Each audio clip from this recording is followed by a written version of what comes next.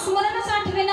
आता नाम घ्यायचं कधी हा प्रश्न जर विचारला तर अचानक पूर्ण उत्तर येऊ शकतं, महाराज अजून आम्हाला वेळ आहे, अजून आम्हाला वेळ आहे, अजून मुलं बाळ आहेत, शिक्षण आहेत, अजून बऱ्याच डिग्र्या घ्यायचे, पगार घ्यायचे, आणि ज्यावेळी 50च्या पुढे जाऊ तेव्हा बघू, आम्ही विचार करू बारीचा आणि नक्की येण्याचा प्रयत्न करू. ही वाक्य आहेत महाराजांची, ठीक आहे ना.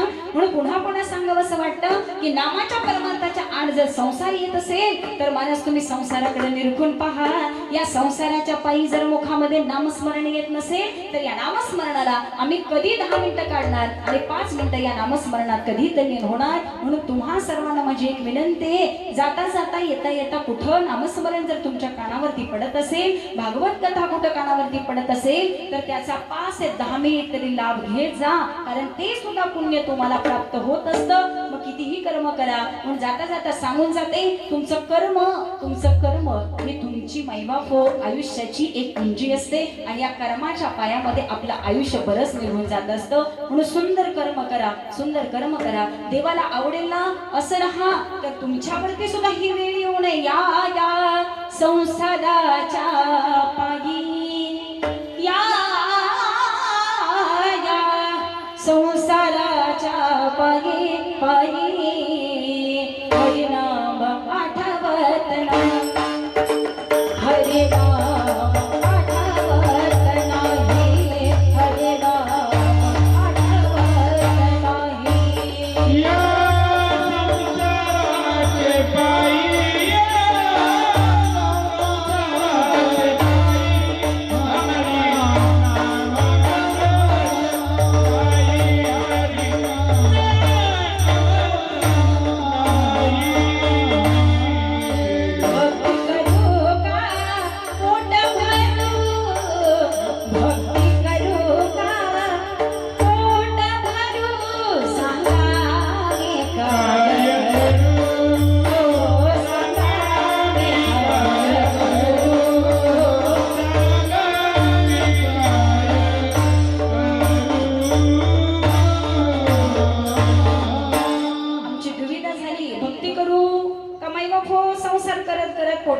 विचार करू, नक्की तुम्ही सांगा मी काय करू, नक्की काय करू सांगा. मुलाचं बघायचं, सासूचं बघायचं, सासऱ्याचं बघायचं, नवऱ्याचं बघायचं, आलेल्या पाहुण्या रवळ्यांचं बघायचं, उरलेला वेळ शेतीवाडीचा बघायचा, दुकान आहे त्याचं बघायचं. काय काय करू सांगा मला, काय काय करू. नवरा त्यावेळी म्हणतो काय करू नको, फक्त तुझं तोंड बंद ठेव. असं आमचं प्रपंच आहे महाराज. आणि परमार्थ करत असताना आम्हाला हे करायचंय, काय करायचंय, या नामस्मरणामध्ये तल्लीन व्हायचं आहे. माझ्या जगद्गुरु तुकोबरायांनी संगमा मी देवाचे झाले ना तर देवाच्या तत्वाचा एक तरी नियम आमच्या आयुष्यामध्ये असावा आणि देवाच्या सहवासामध्ये राहण्याकरता आम्ही एकादशी करतो महाराज, ठीक आहे ना. पण आमची एकादशी मात्र अशी असते की आम्हाला असं वाटतं कालवण भाकरी न खाणे तो दिवस म्हणजे एकादशी, ठीक आहे ना. परंतु त्या एकादशीला मात्र इतका मोठा आहार असतो. सकाळी साबुदाण्याची खिचडी, दुपारी साबुदाण्याचे वडे, संध्याकाळी वेपर्स, तळण, पेरू, सफरचंद सगळं महाराज, ठीक आहे ना. एक उपवास असतो पण आम्ही 15 दिवसाच्या, आठवड्याच्या सगळ्या गोष्टी एका दिवसात खातो असं म्हणायला हरकत नाही, कारण पोटाला आराम नाही. परंतु साधू संत सांगतात खरा उपवास म्हणजे काय, तुम्ही देवाच्या नामस्मरणामध्ये आणि सानिध्यामध्ये राहणं. आणि ती एकादशी व्रत आमच्या आयुष्यामध्ये असेल ना तर त्या एकादशीच्या दिवशी महाराज आमच्याकडे मौन असावं, वाणीवरती कंट्रोल असावा. या मौनामध्ये महाराज आम्ही रात्रंदिवस फक्त आणि फक्त नामस्मरण करावं आणि या नामामध्ये अहर्निशी भगवंताचं नाम आमच्या मुखामध्ये कसं येईल ना याचा विचार प्रत्येक वारकऱ्यानं, प्रत्येक भक्तानं केला पाहिजे. मग एक वेळ तुम्ही उपवास नाही पकडला तरी चालेल, मुखामध्ये फक्त नाम असू द्या. बायबापू ज्याला खाण्या वाचून जमत नाही त्यांनी उपवास कधी करूच नाही, कारण सकाळी एकादशी धरायची आणि संध्याकाळी कंट्रोल राहत नाही म्हणून सोडून द्यायची, असेही करत असतात. म्हणून महाराज जर उपवास करणं म्हणजे उपवासी राहणं हे असं होत नाही. म्हणून जर उपवास असेल तर त्या दिवशी देवाच्या नामस्मरणात राहा, देवाच्या चिंतनात राहा. त्याचं सुंदर वर्णन एकादशी कशी असावी आणि त्या दिवशी काय करावं याचं गोड वर्णन तुकोबराया भगवानाच्या द्वितीय चरणामध्ये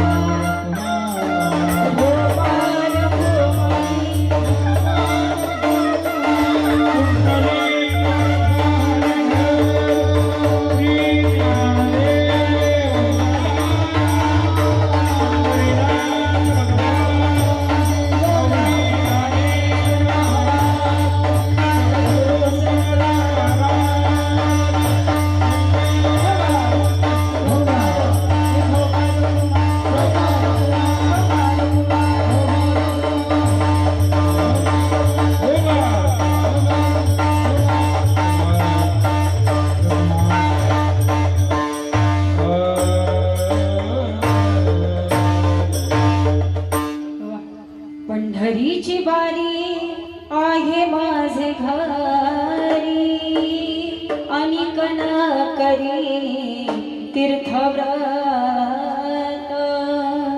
व्रत एकादशी करीना उपवासी गायन हरणीशी मुखी नाम विठ्ठल विठ्ठल विठ्ठल